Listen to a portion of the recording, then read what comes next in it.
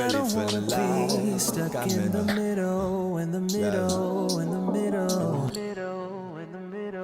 of the crossfire. Anyways, today I'm giving you guys an update because today makes it 4 weeks since I had my surgery. If you are new to the channel, I had a tumor in the pituitary area, which was causing me to have sudden vision loss, migraines like crazy. I gained a lot of weight. I haven't had a menstrual period since October. What else has this crazy tumor done to me? A lot. It just started putting me through a lot. At first it started off with just my vision, and then it went from my vision to migraines, and then it went to me not having a menstrual period, and just a whole lot of other symptoms just started to come along with it over time. Luckily, I was able to get this removed because there's a lot of women out here in this world that, because it's not affecting their daily life, they don't want to bother it. They're like, just leave it alone.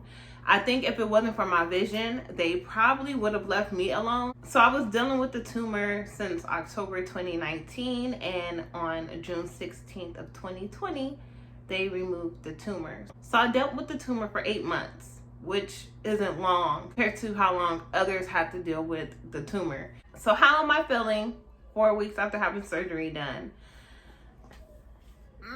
I feel like I have good days and I have bad days. I have more good days than bad though, which is very different because I felt like just about every day was just a bad day for me.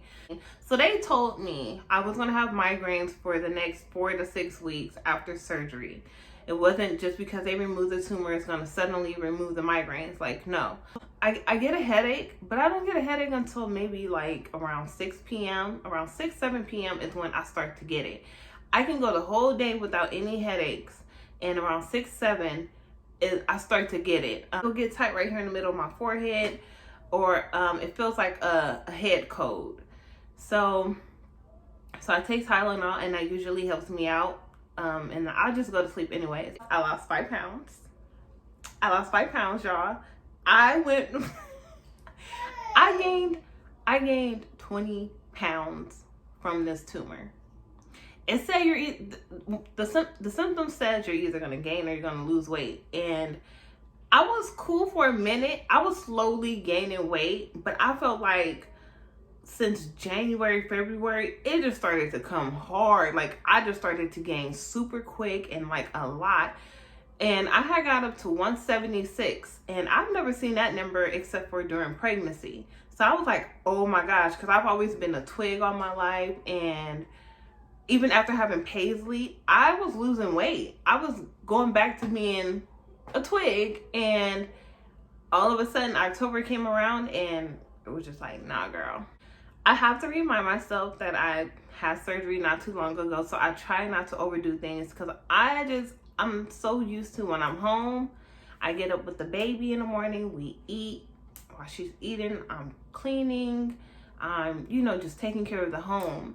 And sometimes my body has to remind me, like, sit down, you're doing too much. So I do feel drained sometimes throughout the day. I feel very exhausted, like I need to not take a nap, but just lay down. Like, I need to lay my body down. But it's extremely hard because my husband is back at work and it's just me and the kiddos. So it's like, it's hard to just lay down, and you have kids. You gotta tend to the kids, so you can't lay down. So what I try to do is, while it's lunchtime, I'll go lay down in the bed. Of course, I can see them. So I'll just lay down in the bed while I keep an eye on them. So around lunch, when the baby is taking a nap, is when I will try to relax my body and try to lay down and like recharge, because even before this tumor and all this stuff, I've just been very, very busy with work and home and kids. And us mothers, we have to recharge ourselves. So I try to lay down breaks. I still have not had a menstrual period. The last time I had one was in October. Not having a menstrual period is one of the symptoms. You're either gonna have, I think it's like irregular. It makes it irregular.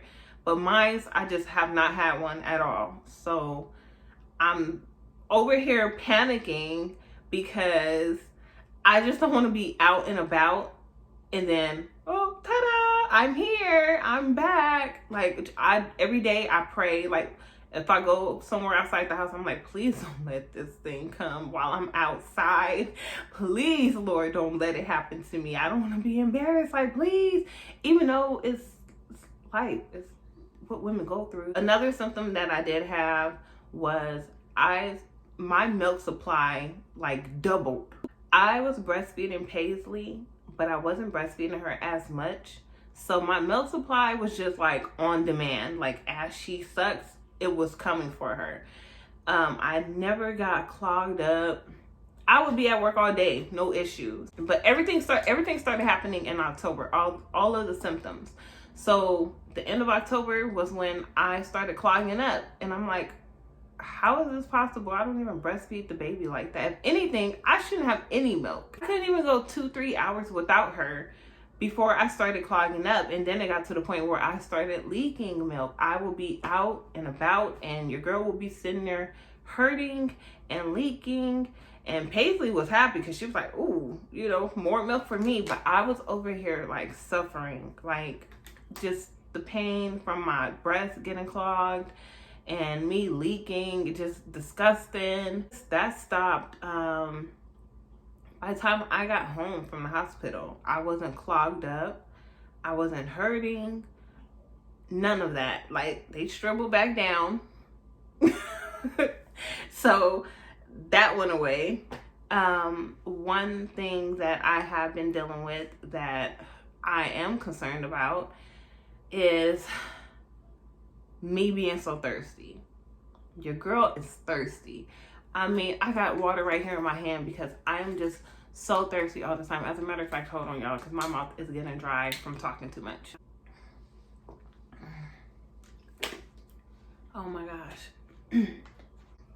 So I'll put up a picture so you guys can understand what I was dealing with in the hospital and what I feel like I'm dealing with right now at home. While I was in the hospital, my first night in the hospital, I was extremely thirsty. I was drinking all of their water. They had, you know, the little hospital pictures. I kept buzzing for ice water. Like, they have the best ice too. I don't even like ice, but I don't even like water. But it's like after they did that surgery, I love water and milk. I don't even drink milk. I've been drinking milk, y'all. I drank a whole carton of milk one morning. That's how thirsty I've been. Like, that's how thirsty I've been. I drank a whole carton of milk one morning. And I'm crazy about fruit. Watermelon and grapes, to be specific. I ate a whole thing of watermelon one morning too. I've been just craving fruit, mostly watermelon. And I've just been drinking like crazy. So, okay, I got off topic, but yeah, my first night in the hospital, I kept buzzing for ice water. And I swear to you, I had like a gallon of water in the middle of the night.